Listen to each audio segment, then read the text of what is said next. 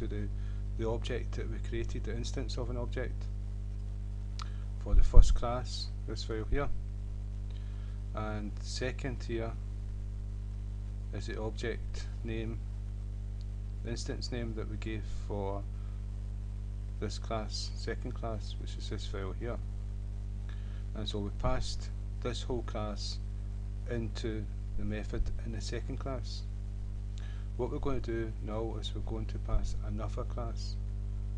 We're going to pass two classes at the same time into the one method, so we can access whatever is in those classes. And so I've created a new class. I've added four variables and 4 methods. Now, 2 of the variables are private. One private for an integer and one private for a string. And 2 are public. One public for an integer and one public for a string. And so we can use these to show you what will be, when you create an object, an instance of object, what will be seen and what will not be seen. And so you will not see the private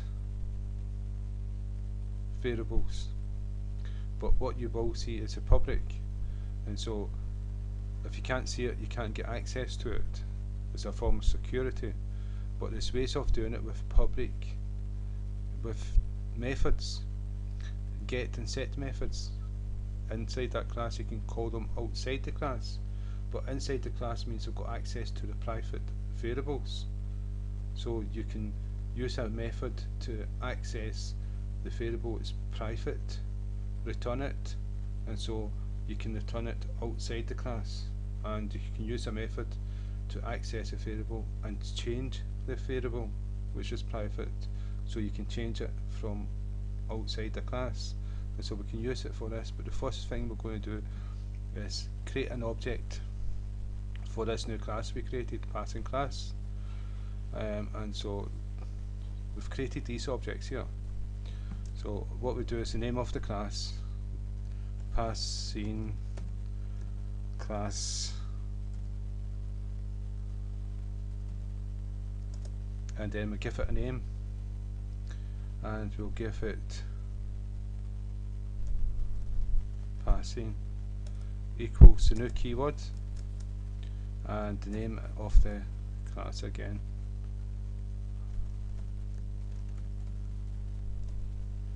Brackets. So now we've created an instance of that object, and we've called it passing. So what we can do here is a comma to separate commands, just like an array to separate the integers or the strings, and we'll give it that name, passing. So that's this pass, this object, and it's in the second class, so we'll need to go to the second class. And what we've done is we need to do the same here again, with separate with a comma. We need to tell this method what type is going to be passed to it and give it a name. So we already passed the first class and we called it FC. Now we're going to do the passing. Now we're going to do the passing class. Oops, what happened there? Passing class type. Normally that would be integer, string, array, etc. But because it's a type of this class, then that's what we type in, and we'll call it PC just for the sake of it. And now we've passed that into this class. Now we can get access to everything that's inside it that is public.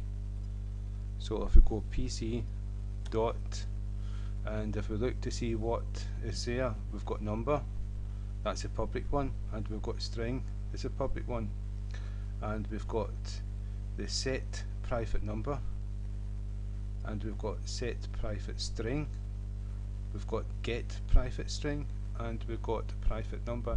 That's the 4 methods for accessing these private ones we cannot see. And if we look here, number, and we've got string. If we go back, we've got private number, We can't see that one because it's private. We've got public number. We can see this one because it's public. We've got private string, which is private. We can't see that. And we've got public string. We can see this.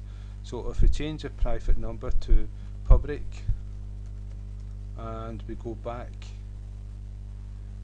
to the second class and see what we can see now. We can see that we can see the private number now because it's public, but we still cannot see the private string because that's not public. So I'm going to change it back to private so we cannot see it.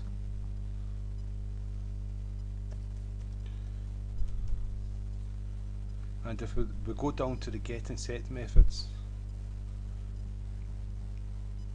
we've got a set private number and we're passing an integer into it. This integer is we've called it num. So this is num, and we're saying private number equals this number.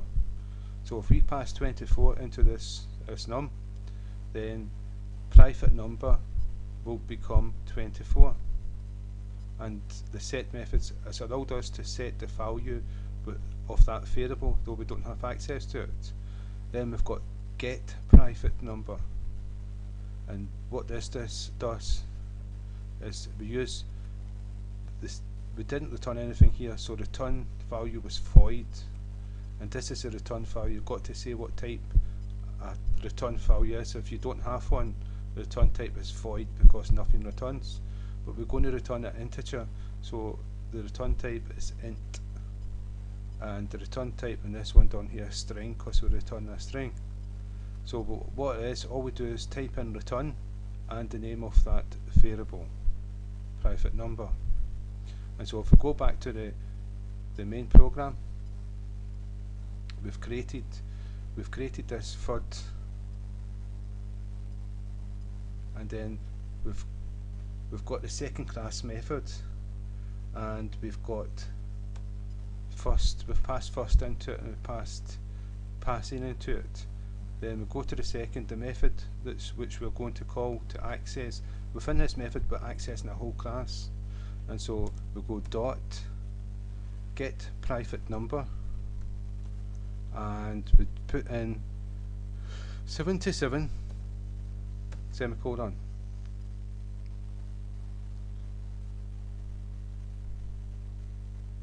Int 77.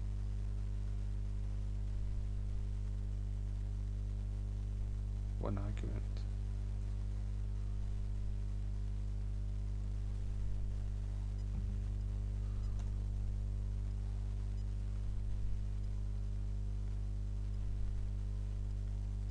Private number. Just check this out. Private number. Get. Set. Oh right. Let's see what happens. Yeah. Get. Yeah. Set. I chose the wrong one. Get shows you what value it is, and so we'll do 76, and we'll do PC again.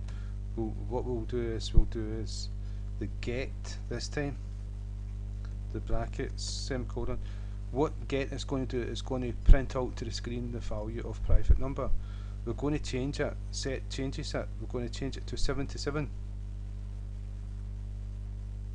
and it becomes 77. It starts off at 0. Then we're going to go PC dot get again, private number, and it will show you the new value.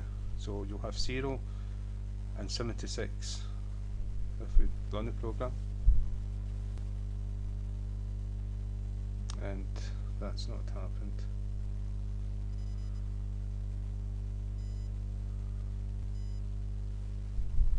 Yeah, we'll do the get. We've returned this variable, but we've not printed it to screen. So if we do console dot console with e dot ln and brackets. So this will print it to screen, and if we copy this and we put this here, and if we do this, so inside this console light line I've put pc.getPrivateNumber method. I've done it twice. This one here is going to assign 76, so you're going to go 076, and there you go, 076.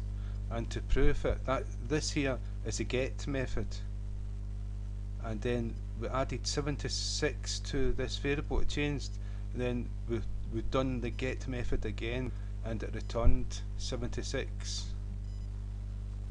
And if we change this to 176 or 276,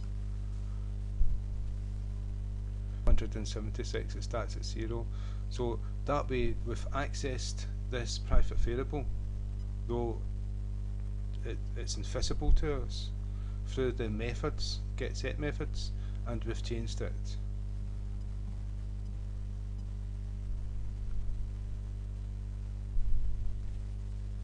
And we'll do the same with the string.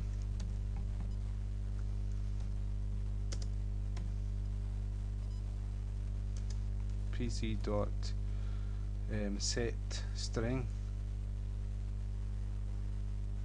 set private string, and what we'll do is we'll put in a string YouTube,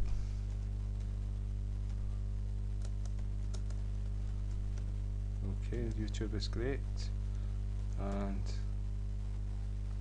then we'll put another one, so we've got to change this to get string, we've got to change this to get string. So is that the right one to change? No.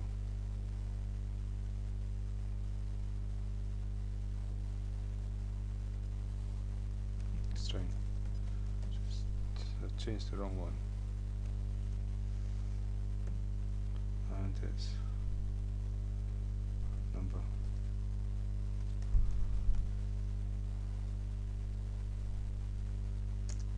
So what we've got here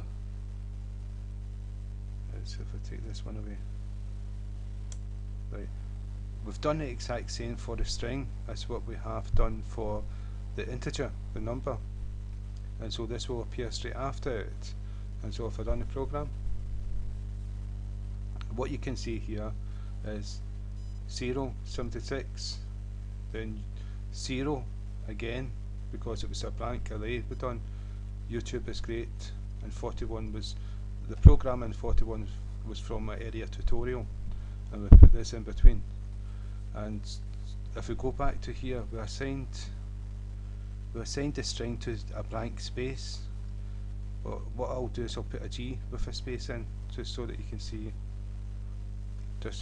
that it did print it to screen. But we can't see actually. YouTube is great, it's printed that one out. Let's see. Private string, get private string. Yeah, I've probably changed the wrong one. Yeah, that's a public one I changed, sorry about that. It's this one, it's a private one I was to change. We'll do a H, and you'll see it printed to screen. H. So what we've done is we've used the get method to get the private integer printed to the screen. It was 0. Then we used the set method to set it to 276, and the variable was set. Then we used the get method to get the value of the private integer and print it to screen, and we've done the same.